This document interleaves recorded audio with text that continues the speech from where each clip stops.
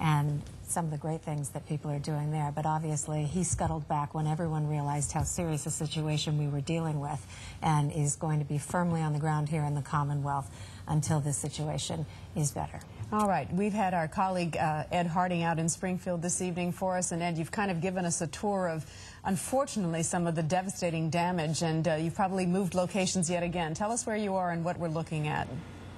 We are at the McDuffie School, just outside the Young House, and the headmaster that we talked live with a little bit ago, I wished him a good night, and he said, I can't wait to see what it looks like tomorrow morning. Everywhere you turn, Liz, everywhere you turn, there are pieces on the ground that shouldn't be on the ground. This is molding, some kind of molding. I'm not sure exactly what it is.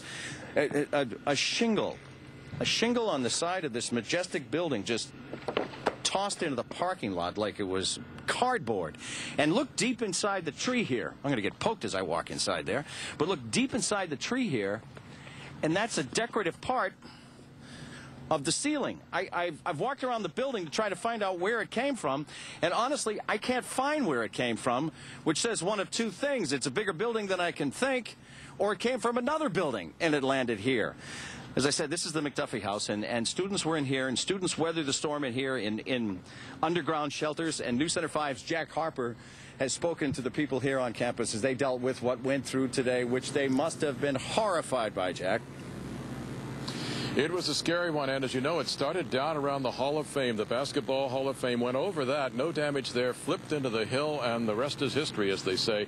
3 times they got whacked here. This is the guard shack here at the McDuffie School. Thankfully, there was no one inside. And more amazing than the guard shack being thrown over here on the side, check this out. This is a sign from a business about a half a mile from here. Half a mile down the road, it blew up here. These were storms they'll never forget here. Wow. Yes, it is. It's very unbelievable. I'm in a state of shock right now. It hit my window. I got scared. It basically destroyed my mom's room. It hit one of my windows. Yo, your building is gone. Where? What? Right here. It's gone. My friend's building is gone right here. Yeah. Yo, your building is gone. I took pictures. You got them? I didn't hear it. I just felt it, and it was unbelievable. Unbelievable. But I'm happy that my kids are okay. This was the McDuffie School campus. Spectacular location. All these historic old trees, the slate roofs, everything has been damaged by this storm that came through here like the proverbial freight train. Look at the common, all these trees everywhere, twisted around like nothing. We're told that even a moving van, which was located here, was knocked over by the force of the wind. We just got bruised up a little bit, cut, on legs and arms, nothing major. There's not a building on campus that's not damaged. And I think 2 cars survived. It was terrifying. A lot like that movie Twister. I used to love that movie when I was little, and thank God I watched it. On Maple Street, Salvatore Rinaldi was inches from death. I missed it by seconds, just by seconds. It would have came right down on top of my roof and crushed me completely. But I'm lucky. So it got the rear window, huh? Yeah, it got the rear window, the light there, branches. And I was just about 3 feet away ahead of it when it came down. Came down in a hurry. He was a lucky man. Salvatore actually not parked far from here. This is just another of the giant oaks that has come down. This place will never be the same, obviously. The school, as Ed may have told you earlier, was actually in the process. They're going to be moving. Tonight was to have been senior night. Right now, they should have been here for that. And they're going to be moving to another town in the near future. Been here 100 years, and what a way to go out. Ed, back to you.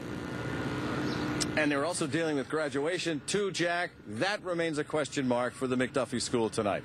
Let's take you live from Springfield to Monson, another area hard hit. News Center 5's Jorge Quiroga is there tonight. Jorge. Near the center of town, behind us, you see the First Church of Monson, and you can see, again, I know Mary showed you earlier, but you can see what's happened to the steeple here. That steeple was about 100 feet high, and now it's lying all across the front lawn. The tornado that hit here hit around 5:30 this afternoon. It was part of that second wave that moved east from Springfield. People say in a matter of seconds, 10 to 15 seconds, a good chunk of this town of 8,000 was destroyed. First came the rain, then hail, followed by thunder and lightning. All the lamps inside just broke, glass was flying everywhere, screen flew across the room. Then the tornado touched down right in front of Sherry Vreeland's house. You can see where it tilled the lawn. And it moved, and it went right through the trees there, that split in the trees. And if you look over the mountains, you can see downtown, and you can see the rooftops are gone. The whole pathway back there is just devastating. You could see all houses ripped up and stuff. This is historic. This is the first tornado that we ever had. A path 300 yards wide, a mile and a half long, cutting through the center of Monson. It was scary. It was pretty terrifying. A lot of hail came quick, and then all of a sudden it just 0 to 60. It touched down. It started spinning debris. Treetops sheared off, roofs peeled off. This is what's left of Town Hall. The steeple at the First Congregational Church toppled. And I went down into the cellar and just sat there and prayed. Rescue teams searched through the rubble for the injured. With live power lines down, electricity was cut off to the entire town. A shelter has been set up at the Quarry Elementary School. Others are sticking it out at home. I'm just going to hunker down here for the night. I mean, there's nowhere else to go. I think they got the school set up, but I'm just going to stay here. Back here you can see one of Monson's oldest landmarks, destroyed, the First Congregational Church. And with me is the pastor, Pastor Bob Maroney. Pastor, thank you for being with us. What's your reaction when you look back at this beautiful building? I was just stunned when I saw this. I looked out of the window of my house and saw that this was gone. But it isn't even just this. The whole town has been affected. When you look around here, it's just devastation everywhere. The trees are snapped, and what I'm most concerned about is the lives of the people here. I mean, this is a tight-knit community, and it just has rocked us. I did walk around afterwards, and you could see people walking around, and they were just stunned.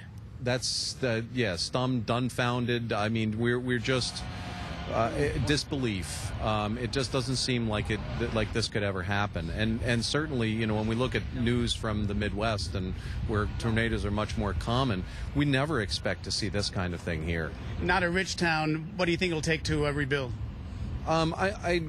I think that people will rally together, and that we'll work together to do what we can. I think, probably insurance will cover a lot of things that need to be done, but I think that there's going to be a lot that people will do to come together as a community. You talked about folks, about your parishioners and other folks in town. What do you hear about injuries? At this point, I haven't heard about any injuries, really. I mean, I know that there have been ambulances in and out. I know that there have been some serious injuries, but I don't know specifically about any of them, really. Well, thank you very much, and we'll be here hopefully to see that steeple go back up. With God's help, it certainly will. Thank you very much, sir. Again, the fire department, which is in charge of the command center, they're telling us the obvious, that multiple buildings collapsed, multiple homes collapsed, that they've had multiple injuries, but so far they haven't given us a number of how many people injured and the extent of those injuries. Reporting live from Monson, Jorge Quiroga, Center 5. But we do know that in the state there have been 4 fatalities, so that's 4 families' lives that have just been shattered with this storm. Let's bring in Mike Wonkum now and talk about what the current threat is. Is it over, Mike? It is. All severe thunderstorm warnings, all severe thunderstorm watches, all tornado warnings, all tornado watches have expired. You can see what's happened. Once this area moved out over the ocean, it really started to draw upon some of that cool air, and that's what really knocked these storms down. But boy, were they ferocious. You can see how we've got some well south of the islands right now. We've got a little spot over here in Plymouth County, and we've got a little spot now sitting out over the outer Cape. To get more detail on where these storms are right now and what they're doing, let's switch over to David Brown of our Storm Team 5 HD Doppler. David? All right, Mike. Yeah, we have had reports of some pea-sized hail in and around the Vineyard, also some hail being reported in and around the Truro area.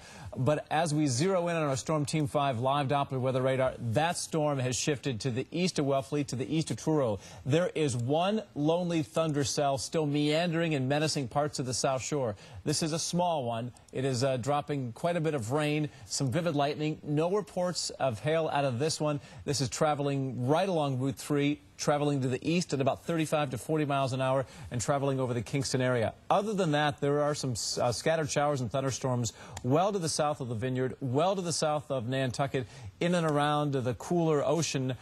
Marine issues, we'll take note of this storm. In fact, let's go one more travel just to the south of the Vineyard, Nantucket. You can see this cluster of thunderstorms, but that's traveling due east, will not affect the islands at all. So really, for the most part, the coast is clear. We should see some clearing skies in the overnight hours and quite an improvement. We'll kind of talk much more about that and talk about some of the conditions coming up shortly. Liz? All right, Heather? David, thank you very much. Boy, what a day it has been. We want to head